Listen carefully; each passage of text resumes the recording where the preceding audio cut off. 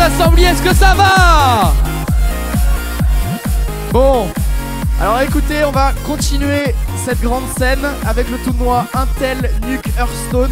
Et qui de mieux pour nous parler du Intel Nuke que Laurent d'Intel. Bonjour Laurent.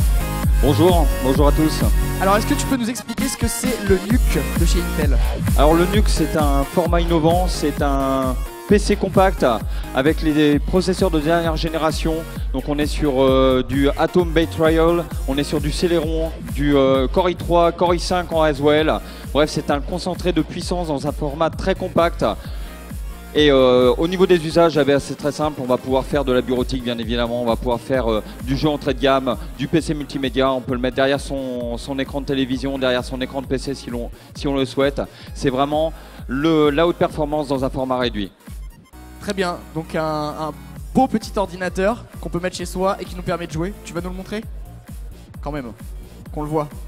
Faut que vous puissiez vous rendre compte à quel point c'est petit. On va arriver à le sortir. Voilà. C'est minuscule. Voilà. Bon, et bien écoute, on va souhaiter bonne chance aux joueurs qui sont derrière. La place aux joueurs, oui, tout à fait. Voilà. Alors, qui de mieux pour accueillir les joueurs que nos deux casters, Zer et Lewellis. Un tonnerre d'applaudissements pour eux, s'il vous plaît. Bonjour tout le monde. Bonjour messieurs, comment allez-vous? Bah très très bien, parce que je pense que Hearthstone n'a jamais connu aussi belle scène en France. Donc, je pense, ouais. Ça fait extrêmement plaisir. Est-ce qu'il y a des joueurs d'Hearthstone ici? Il y a du monde, ouais. Il y a du monde, ouais, il y a des participants du tournoi, mais il y a des gens aussi derrière. Bah, je propose qu'on accueille les joueurs sans plus tarder. Eh ben écoute, je vous laisse les accueillir. Une ovation pour Bess Marmotte et Milicium.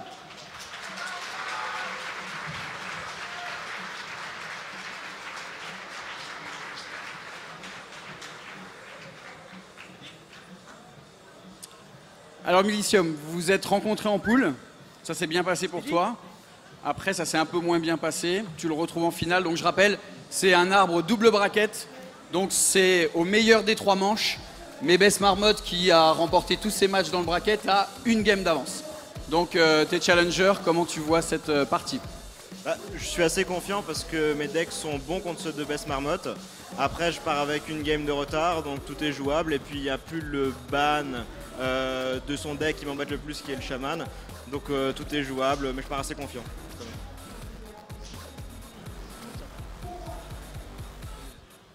Bon, toi, tu as roulé sur le tournoi. On va dire que ça s'est très bien passé pour toi, aussi bien contre Proto que en phase de pool. Comment tu te sens? Très confiant. En plus, du coup, j'ai ma revanche à prendre du premier match. En plus, il a éliminé Proto, qui est un très bon pote. Je pense que je vais lui marcher dessus. Bon, en tout cas, on te sent bon. Hein, la marmotte en force. T'as beaucoup de gens qui te regardent en plus. Bon, écoutez, messieurs, je propose que les joueurs aillent rejoindre leurs ordinateurs. Messieurs, allez vous installer. En tout cas, on voit les joueurs tous les deux très confiants. Pourtant, il n'y aura qu'un seul vainqueur. Milicium ou Bess Marmotte. Vous pouvez les applaudir, ils vont s'installer. Allez, messieurs les casteurs, on vous laisse aller à votre poste. Commentez-nous tout ça. On applaudit encore les joueurs. Faites du bruit, la Gamers Assembly, pour ce tournoi Hearthstone. Allez!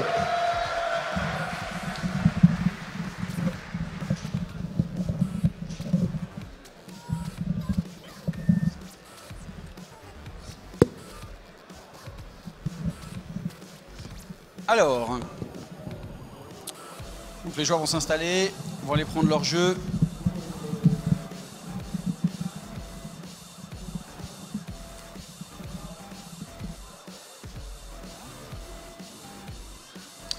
Alors les deux joueurs ont sélectionné, donc on part sur un druide contre chaman. Match-up très intéressant. Alors on va essayer de vulgariser un petit peu parce que j'imagine que tout le monde ne joue pas forcément à Hearthstone. Donc là on a l'acquisition des deux jeux et on voit le choix des cartes. Donc Zer, une étape très importante puisque un jeu de cartes, il y a un peu de hasard sur le choix des cartes, mais on peut le compenser en décidant d'en conserver ou pas. Voilà, donc c'est un mulligan qui se fait par carte, donc on peut sélectionner ou refuser certaines cartes. On voit les croix rouges, hein. Donc ce sont les cartes qui vont s'en aller, et de façon aléatoire, 2 nouvelles cartes pour essayer de peaufiner sa main de départ. Voilà, donc on a Milicium en bas qui joue druide, on a Bess Marmotte en haut qui joue chaman. Alors Milicium, hop, qui disparaît de la caméra, ça y est, il revient. Donc on rappelle le concept, chaque joueur choisit un héros, avec ce héros il a un certain nombre de cartes. C'est lui-même qui choisit quelle carte il met dans son deck. Ils en ont 30. Au début, c'est lancé. Voilà, donc on a oublié de leur dire de ne pas trop parler parce que là, vous êtes des milliers à les regarder. Donc j'imagine qu'ils vont avoir quelques messages de leurs fans qui les regardent sur Internet. Et une main de départ pas forcément facile pour Militium. Non, un chaman va chercher vraiment à, au début, prendre l'ascendant assez rapidement, créer des totems. Quant au druide, lui, au niveau de sa main, il manquerait plus qu'un Yeti, pour ceux qui connaissent, pour avoir un départ plutôt parfait ou presque.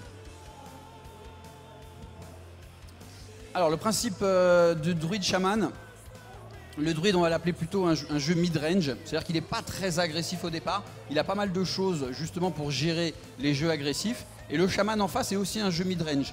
Donc là on va avoir une confrontation pendant les 3-4 premiers tours de pose de cartes, il ne va pas forcément se passer grand chose, mais à partir du tour 6-7, ça va commencer à être un petit peu plus punchy. Ouais, c'est ça, on n'a pas du tout de jeu de ce qu'on appelle les jeux agressifs, hein, les jeux aggro. Là, ça va chercher vraiment à un peu chercher les failles de l'adversaire, piocher beaucoup de cartes, un maximum. On a vu que Bess Marmotte avait décidé directement de poser son totem de mana donc pour piocher des cartes et créer un certain card d'avantage assez rapidement avec les totems, les pouvoirs des héros notamment, des deux côtés.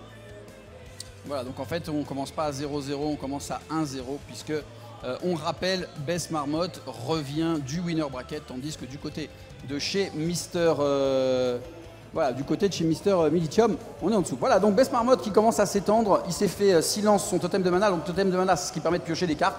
Et donc là on voit que Militium n'a pas spécialement envie de se retrouver avec autant de cartes en moins que son adversaire. Et les jeux se construisent, comme on vous a dit, hein, jusqu'au tour 5, ça se regarde un petit peu dans le blanc des yeux, et là ça va commencer à envoyer un peu sévère. Oui, hein, il fait le choix de poser une grosse créature, une créature qui est très imposante, hein, le druide de la griffe, transformé donc en ours, ça lui donne la capacité de taunt. On rappelle que le taunt oblige les adversaires, les créatures, à taper dans la créature jusqu'à ce qu'elle soit morte, avant de pouvoir passer outre, hein, sur une créature ou sur l'adversaire. Allez, on continue. Pression de la part du chaman là, avec ses 2 loups. Il a réussi à gérer sans trop de difficultés l'ours. En termes de cartes, il faut toujours regarder. Hein. On voit qu'on a gardé le coin du côté de chez Best Marmotte, donc la pièce qui permet d'avoir 1 mana de plus. On voit qu'on a une petite partie agressive avec son petit Leroy.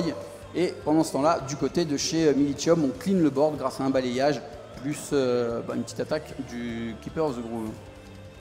Oui, donc Marmotte qui est un jeu chaman qui a une particularité, hein, pour ceux qui ne connaissent pas trop bien le jeu, on va pouvoir payer des cartes à coût différé, c'est-à-dire qu'on va avoir des cartes qui ne sont pas très chères, mais qu'on va payer aussi sur le tour d'après. Et la particularité de son jeu, c'est qu'il a essayé vraiment de réduire le coût à un maximum. Il n'a pas trop de late game, contrairement à certains jeux qui joueraient à la Key ou autre.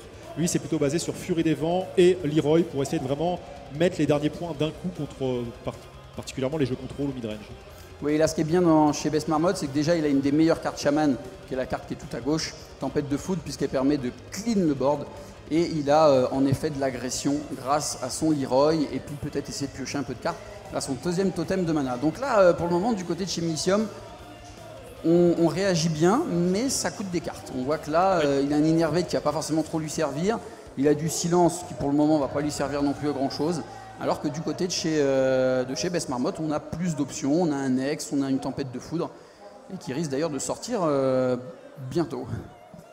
Et donc, Militium qui décide de la jouer très agressif, il utilise son propre silence sur sa propre bête qui a un défaut. Hein.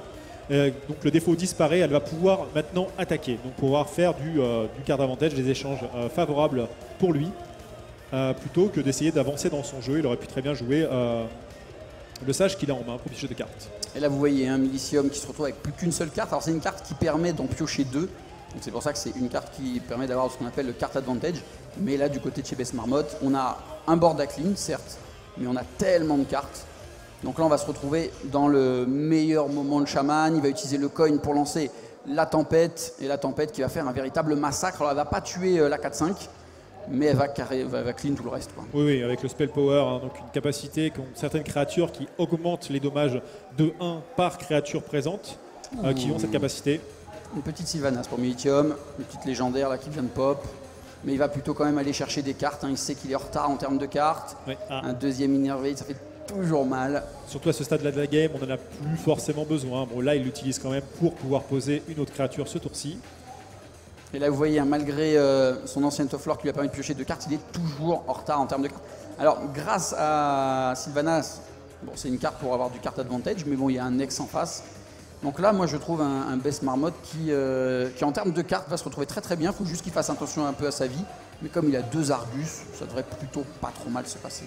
Oui, une carte qui est très très très prisée par les joueurs. Hein. Donc, ce défenseur d'Argus, qui est quasiment dans tous les jeux maintenant, plus ou moins presque, un aggro, midrange, late game. Et on voit, oui, il a 2e légendaire, Sylvanas, hein. Qui vient de choper Militium, donc qui va lui permettre de détruire directement une créature qui taunt. Alors le problème, c'est que les 2 créatures sont pas spécialement ça donne pas vraiment envie, hein, parce que si il y en a une qui fait piocher, voilà. L'autre c'est un vieux totem de mana mais qui s'est fait un peu détruire. Bon, il le fait quand même parce que on sent qu'il est tellement en retard en termes de cartes qu'il se dit je vais essayer de faire la différence tout de suite. Oui, il faut de la présence, il faut vraiment qu'il inquiète Marmotte sur le board ou l'obliger à réagir et à cracher beaucoup de cartes de sa main. Mais là on voit Marmotte imperturbable. Marmotte qui nous expliquait qu'il a fait pas mal de compétitions internationales sur Magic. Oui. Et là, d'ailleurs, juste après ce tournoi-là, il s'envolera pour Bucarest, pour la DreamHack Bucarest, qui a un tournoi Hearthstone. Donc voilà, l'e-sport sur Hearthstone, c'est une réalité. Et c'est pour ça qu'on est content d'être à Poitiers. Ah, l'élémentaire délié, donc qui arrive un peu tard, mais qui reste une très très bonne carte, qui va bénéficier du défaut entre guillemets du chaman, hein, tout ce qui donne de la surcharge, bah lui il va l'acquérir en +1/+1 à chaque fois. Donc il va grossir au fur et à mesure. Allez, on continue de chercher des cartes, totem de mana, on va lancer la foudre, voilà. Allez, ça booste l'élémentaire, ça ne suffit pas pour terminer, donc voilà, on envoie l'Argus à la mort. Et donc on se retrouve encore avec 6 cartes, hein, du côté de chez Best Marmotte, 3 seulement. Du côté de chez Mister Militium, et en plus pas n'importe quelle carte pour Best Marmotte, hein. On a un Leroy, un Faceless, un Argus pour se défendre, un Ex pour gérer ce qui va pas, et voire même un peu de heal avec la Prophète. Ça va être compliqué. Oui, la Marmotte va essayer de gratter des points pour pouvoir, si jamais il pioche l'arme Croc-Croc, Leroy Croc-Croc, je copie avec mon Faceless pour vraiment mettre énormément de points en un tour. ou juste attendre, voir s'il n'y a pas quelque chose à copier chez le druide de plus intéressant, comme par exemple la Sylvanas qu'il a en main de son côté Militium. Allez, on continue d'entamer les chamans, hormis la prophétesse. Je pense pas qu'il y ait d'autres heals, d'autres soins dans le jeu de Best Marmotte. Donc tout point de vie enlevé est un point de vie qui aura de moins à tuer à la fin. Mais bon, faut pas que ce soit au détriment des cartes. Alors comment Marmotte va nous gérer ça? Est-ce qu'il va lancer le Hex maintenant? Ce qui serait dommage quand on voit ce qu'il a Militium dans la main. Est-ce qu'il va essayer de gérer 100 à coup d'Arcus? Oui, il y a beaucoup de points de dégâts quand même sur la table du côté de Militium. On sent vraiment Marmotte qui réfléchit énormément. Est-ce que j'encaisse? Est-ce que j'encaisse pas? Est-ce que je taune? Qu'est-ce qu'il a en main? Il essaie de réfléchir, savoir vraiment la meilleure des solutions. Malheureusement, il va devoir prendre des risques, il va devoir faire des choix. Ouais. Là, il va y aller. Allez. Voilà, donc il va y avoir double élémentaire sous Argus. Ce qui va le faire souffler. Il garde son ex, il garde vraiment son ex. Là, certains l'auraient déjà posé en se disant « Oh là là, j'ai une grosse pression sur le board, il faut que j'y aille ». Mais il sait qu'il y a plus fort. Il sait qu'il y a plus fort dans le jeu de Militium, donc il préfère le garder. Et là, Militium, il n'a pas de balayage. Ah, mais il vient de piocher un Argus. Il vient de piocher un Argus. Deux grosses 5-6. Voilà, qui est parfait là pour tuer le dernier taunt et mettre des points de dégâts. Je rappelle que Shaman n'a pas vraiment de moyen de se soigner. Marmotte joue quand même une carte, on voit tout à droite de sa main, donc un petit chaman qui quand il arrive en jeu soigne de 3 points de vie n'importe qui, on choisit, donc il va probablement l'utiliser sur lui à un moment donné. Mais hormis ça, il n'y a pas grand chose chez Shaman. On a beaucoup hésité et finalement on l'a joué. Pression. Donc, voilà, donc c'est vraiment, il veut avoir le maximum sur le board. Et là, heureusement qu'il n'y a pas de Chain Lightning. Là, s'il y avait eu le deuxième Chain Lightning, ça aurait été extrêmement compliqué. Allez, on va copier la 5-6 taunt. On rappelle le Faceless qui copie une créature adverse, mais une fois jouée. Donc, il ne bénéficie pas évidemment du pouvoir avant. Un petit texte qui est lancé, ce qui va évidemment faire sur Militium, qui a sa Sylvanas, qui va évidemment être beaucoup plus efficace. Et il décide. Et là, ça va être compliqué quand même. Bon, on ne sait pas, là c'est un peu statu quo. C'est vrai que pour l'instant, Marmotte a 2 cartes en main qu'il ne va pas vouloir lâcher à un moment donné. Ce sont des cartes de combo, donc la Furie des Vents et le Leroy. C'est plus pour terminer la partie. Malheureusement pour Marmotte, et là on voit la petite mimique. Là on voit la petite mimique de Militium, de Best Marmotte. Quand il a vu la Sylvanas, il s'est dit « Ah, j'avais gardé mon ex et au final, j'aurais peut-être pas dû le lancer tout de suite. » Oui. Parce que le pouvoir de Sylvanas c'est vraiment très très très important. C'est une carte qui a le râle d'agonie, donc une capacité qui se déclenche lorsque la créature meurt. Donc déjà, la créature meurt par un effet ou un échange, et en plus ça va se déclencher et elle va acquérir la créature adverse de façon aléatoire. Alors la vraie question c'est de savoir, est-ce qu'il va quand même balancer son Leroy avant la combo, ou est-ce qu'il va garder coûte que coûte pour mettre un croc-croc et essayer de doubler. Non, voilà, il balance son Leroy. Allez, le Leroy qui est sorti. Et ouais, c'est un petit peu dommage là, parce qu'il est utilisé. Il n'a pas le choix là. Il tente. En plus, le Faceless. Militium est bien. Alors, il nous refait la même contre Proto. Il était là. J'ai plus de cartes en main. Moi, je sais ce que ça veut dire le top deck. Il est bon. À chaque fois, il chope des cartes qui sont vraiment, vraiment bonnes dans la situation. Ah bah là, le Faceless qui va faire énormément plaisir. Alors, est-ce qu'il va prendre sa Sylvanas ou plutôt le Leroy? Il se pose peut-être la question sur est-ce que je peux pas tuer là tout de suite là? Bah oui, voilà. Alors. Là, il peut copier Leroy et tuer le loup, mais ça n'a pas vraiment grand intérêt. Bah, c'est ce qu'il va faire. Et voilà. Et il le met à 1. Il se tâte. Est-ce qu'il part au trade ou est-ce qu'il y va? Voilà. Il est très ballsy. On a vu tout à l'heure qu'il a posé un Ragnaros alors qu'il met Ragnaros inverse plus 3 autres cibles possibles. Le Ragnaros a tué le Ragnaros de Proto. C'est très bien passé pour lui. Et voilà, il aime le challenge. La game qui se termine puisqu'il n'aura pas suffisamment. Là, il espère peut-être avoir un totem de taunt.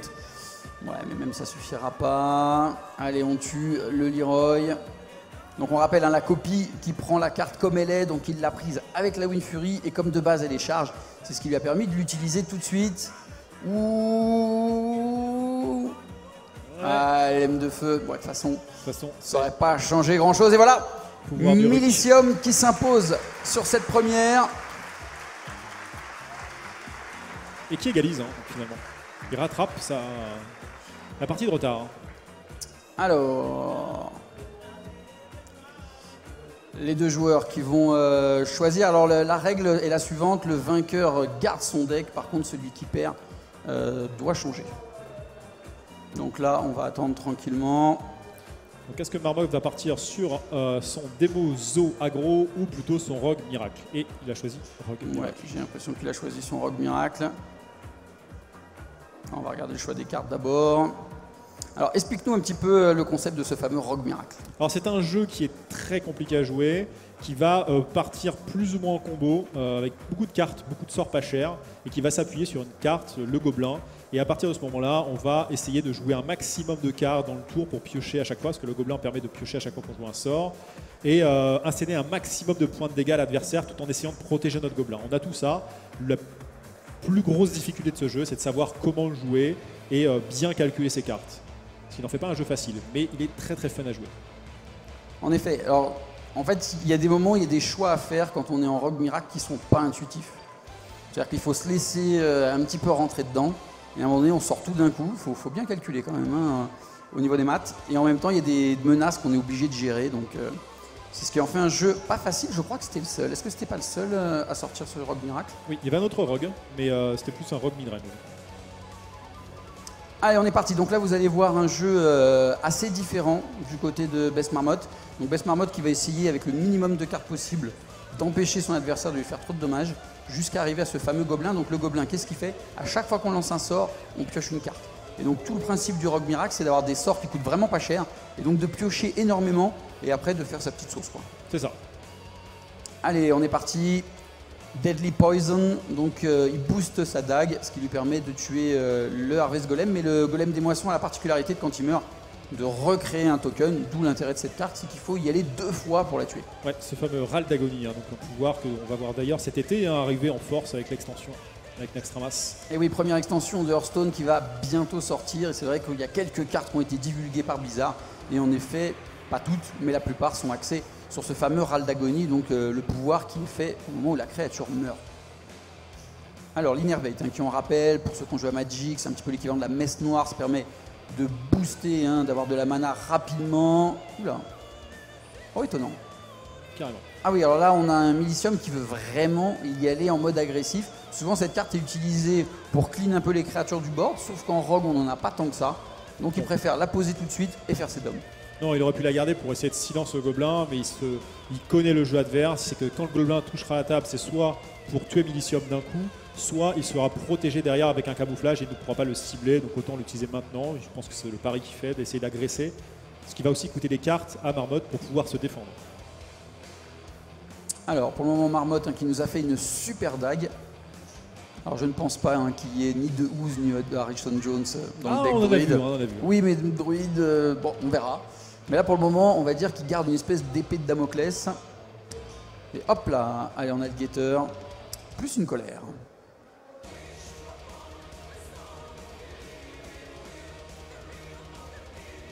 Allez, le fameux gobelin, on vous a dit, c'est la carte maîtresse de ce jeu.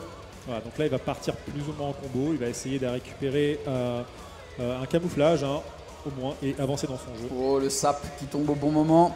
Donc l'idée c'est il utilise des sorts qui le font piocher et en même temps qui lui permettent de payer moins cher le sort d'après. La Vous préparation. imaginez, il mouline. Et depuis tout à l'heure, vous voyez, il pioche. Et en effet, la finalité c'est soit de tuer, soit de rendre invisible son gobelin pour être sûr qu'il lui arrive rien. Là, il ne l'a pas. Non. Et donc il peut se faire silence. Et il va probablement se faire silence.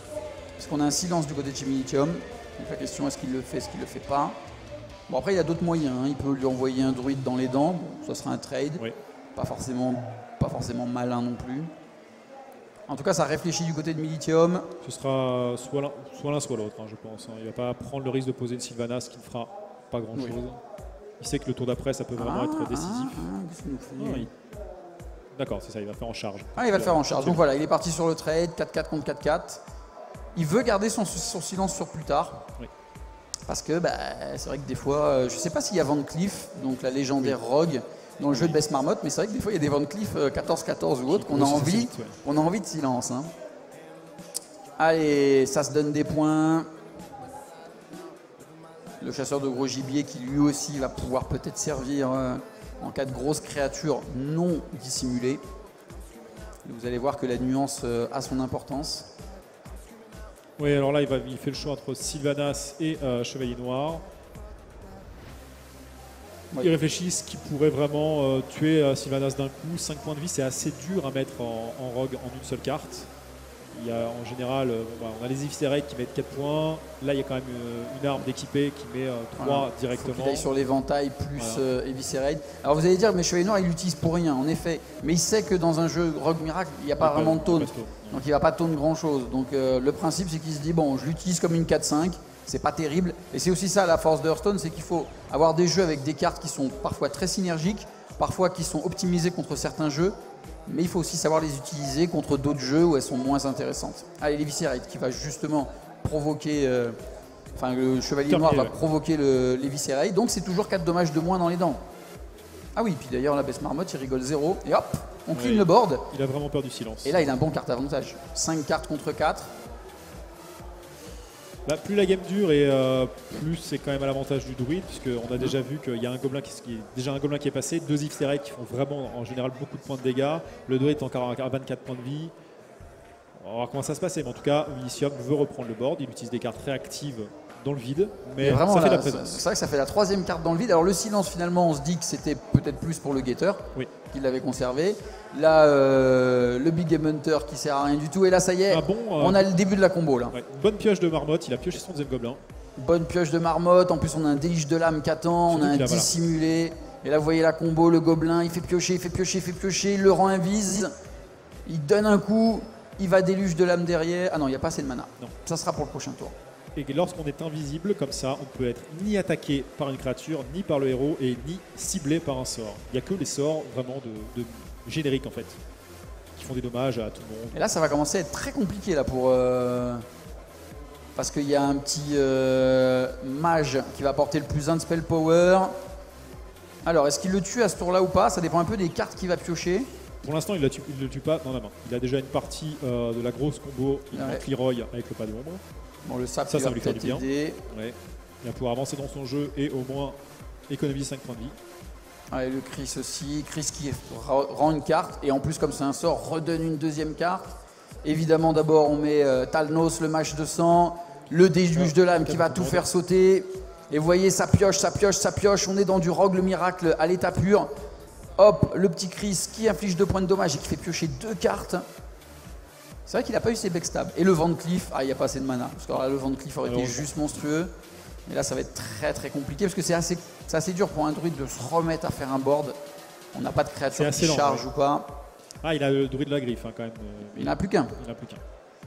Il n'en a plus qu'un. Et il y a une main sympathique encore de... le balayage qui arrive vraiment au bon moment. Qui fait souffler Milicium. Ouais, là c'est le top deck. Parce que là, s'il n'avait pas un balayage ou quelque chose comme ça, voilà. Ouais. Best Marmotte qui lève les yeux au ciel s'il savait qu'il venait juste de la piocher. Ouais.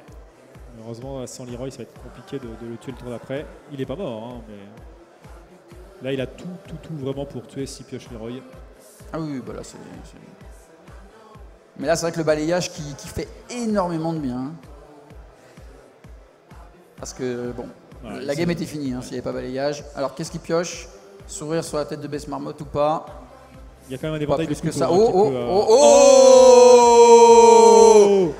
Et le Leroy Et le Leroy, le sang-froid. Voilà, deux top decks des deux côtés. Et on est sur une balle de match. Vous avez vu le point de Best Marmotte, on peut l'applaudir très fort. Le rogue, le miracle, et qui fait des miracles, ce rogue, faut le dire. Miracle. Ah là là là là là là. Et là, on a un petit sourire sur Best Marmotte parce qu'au moment où il perd son gobelin sur le balayage, il s'est dit les 8 derniers points vont être compliqués. Allez, on arrive directement au choix des cartes. Les joueurs qui enchaînent. 2-1. Bon, en tout cas, on avait peur d'une finale un peu à sens unique. On ne savait pas trop comment ça allait se passer. Oula, les joueurs, ils n'aiment pas leurs cartes. Hein. Là, quand on voit full rouge comme ça. Et on arrive avec du Paladin. Paladin qui a été quand même pas mal choisi dans ce tournoi. Hein.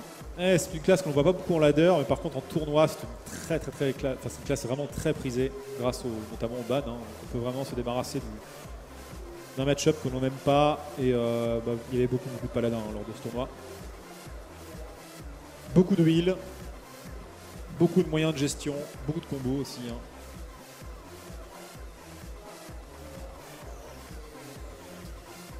Alors, bon, pas grand chose du côté de Marmotte, de toute façon ça va attendre, comme à l'accoutumée. Ça c'est une carte qui risque de peut-être faire la différence.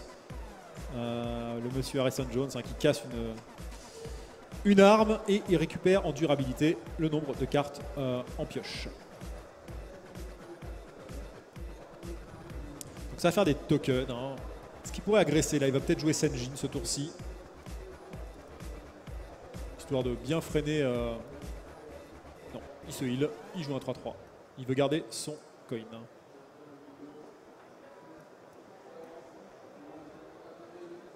Toujours pas grand chose du côté de Marmotte pour vraiment essayer de démarrer. De toute façon, avant 5-6 mana, c'est compliqué et il faut déjà avoir un gobelin en main. Il n'a pas d'arme aussi pour mettre la pression. Enfin, pas de poison. Il reste une charge. Un Kodo. Alors Kodo, qu'on a vu pas mal, c'est marrant parce que quand on voit Kodo, Harrison Jones, ça nous fait penser un peu à Proto. Ouais. Proto qui avait fini premier de sa poule haut la main, mais qui a perdu et en finale du winner contre Best Marmotte et en finale du loser contre Milicium. Et bien on voit que, alors quelle est la combo derrière tout ça? C'est le fameux Peacekeeper Kodo. Ah là, il doit être déçu. Pourtant Milicium il le sait, il les a vus. Il vient de se le prendre, il vient de se le prendre le coup d'avant. Il aurait pu poser un Kodo, ça aurait été moins gourmand. Ouais. Surtout que là il en chope un deuxième. Mais bon, le Harrison Jones qui va quand même mettre ses 5 points. Certes, mais bon. Et là, ça fait quand même beaucoup de cartes que Milicium il envoie, mais sans utiliser vraiment les pouvoirs. Et c'est ça la force du Rogue Miracle. C'est que les joueurs en face ont des cartes qui leur permettent de gérer le board. Et en Rogue Miracle, en dehors du gobelin et les autres créatures type assassin et 6-7, etc., quand elles arrivent, elles ont déjà fait leur boulot. Donc elles peuvent mourir, elles sont pas faites pour ça. Et là, est-ce qu'il a le dissimulé? Oui. Voilà, le dissimulé derrière. Et on a le début de la combo du Rogue Miracle pour Best Marmotte. Regardez, il prie, il lève les yeux au ciel. Là, il espère juste qu'il n'y ait pas une égalité consécration. Il y a une partie de la combo du paladin. Malheureusement, il n'y a pas la deuxième. Sur égalité consécration, c'était au moins géré. Mais là, malheureusement, Milicium va devoir prendre une position très agressive et aller plus vite sur son adversaire. Et bien, il y va. Puis en même temps, il se met deux taunts. Ouais. Histoire de se sentir bien, un petit token. Mais bon, il y a déjà un assommé en main en face. Donc, un déluge de lame aussi. Et puis un poison. Allez, poison. En plus, ça fait piocher. Ouais, il peut se débarrasser du board sans problème. Clairement, le déluge de lame qui va faire extrêmement mal. 6 de dommages surtout. Et sur l'adversaire aussi. Tout le board qui saute. Et là, vous voyez la force du Rogue Miracle, le sang-froid. Et même s'il ne va pas tuer à ce tour, il va faire quand même extrêmement mal. Et surtout, tout ça en piochant. Oui, c'est ça la force du gobelin. C'est ça sent le dernier tour. Là. Allez, il va faire la combo. Aïe, aïe, aïe, aïe, aïe. Donc là, on a beaucoup de heal, une grosse capacité de heal pour Milicium, mais le problème, c'est qu'il ne pouvait pas l'utiliser tout de suite. Ouais. L'assommé, ça commence à sourire. 6, 7. Le compte n'est pas encore bon. Donc, un point du Chris et c'est bon. C'est terminé. 2 points du Chris même. Allez, les Viscérate, le Chris, Best Marmotte qui s'impose dans cette finale. Son Rogue Miracle qui aura tapé 2 fois, mais 2 fois très très fort, très très juste. Allez, on va inviter les 2 joueurs.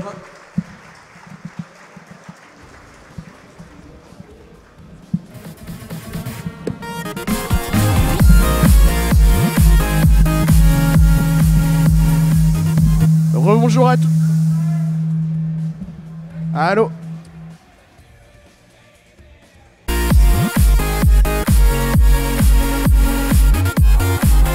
Est-ce que vous nous entendez dans le public? Ah, voilà. Est-ce que ça vous a plu? Voilà. Est-ce que vous aimez le Rogue Miracle? Bon. Alors, on a le deuxième joueur qui va arriver. Félicitations messieurs, les Wells, je vais te laisser enchaîner avec eux, si tu peux prendre les impressions.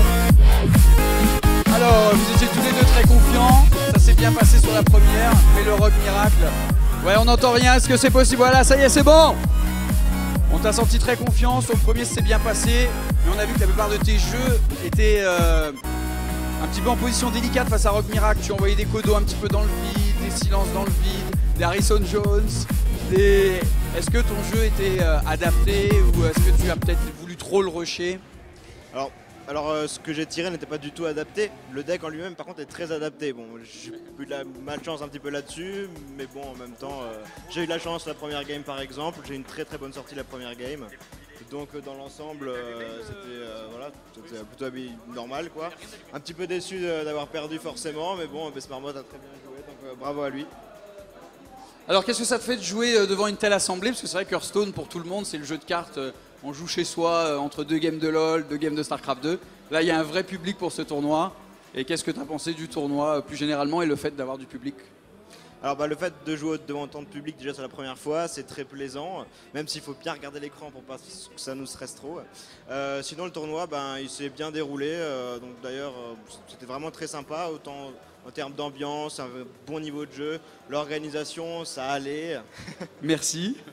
D'ailleurs donc je remercie la Gamers Assembly et Millennium pour l'organisation, Intel pour le cash prize, pour avoir sponsorisé, et puis ma team bien sûr pour m'avoir envoyé ici, donc Judge Hype, et m'avoir soutenu avec mes coéquipiers qui sont juste devant moi.